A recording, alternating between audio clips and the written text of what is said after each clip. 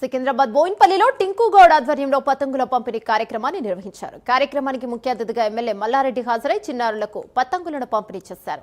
అనంతరం కోడి పుంజులను పట్టుకుని వాటిని ఆడిస్తూ పందాలు నిర్వహించారు. ఈ సందర్భంగా టింకు గౌడ్ ఆధ్వర్యంలో గత 18 సంవత్సరాల నుంచి పతంగుల పంపిణీ కార్యక్రమం చేపట్టడం అభినందనీయమని ఆయన అన్నారు. ఇక రాబోయే మున్సిపల్ ఎన్నికలో బీఆర్ఎస్ దే ఘన విజయమని మల్లారెడ్డి ధీమాను వ్యక్తం చేశారు.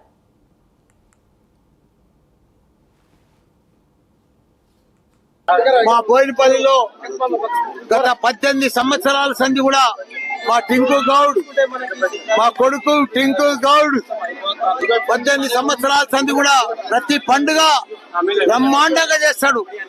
నవరాత్రుల పండుగ గాని, దసరా పండుగ గాని, దీపావళి పండుగ గాని, పతంగుల పండుగ గాని, భోగి పండుగ గాని బ్రహ్మాండంగా పిల్లలకి ఈ రోజు పెద్ద ఎత్తున 18 సంవత్సరాల సంధి కూడా పతంగులు మస్తా ఉన్నాడు.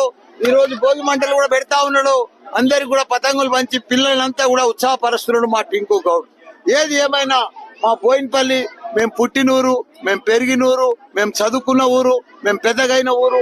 మా ఊర్లో మేము ఇప్పటికి కూడా గత 50 సంవత్సరాల సంది కూడా మేము ఇక్కడనే ఉన్నాం అంతే. కాబట్టి మేము ఇక్కడనే పుట్టాం. మా టింకు గౌడ్ 18 ఏళ్ల సంది చేస్తున్నందుకు ఆయనకు ధన్యవాదాలు.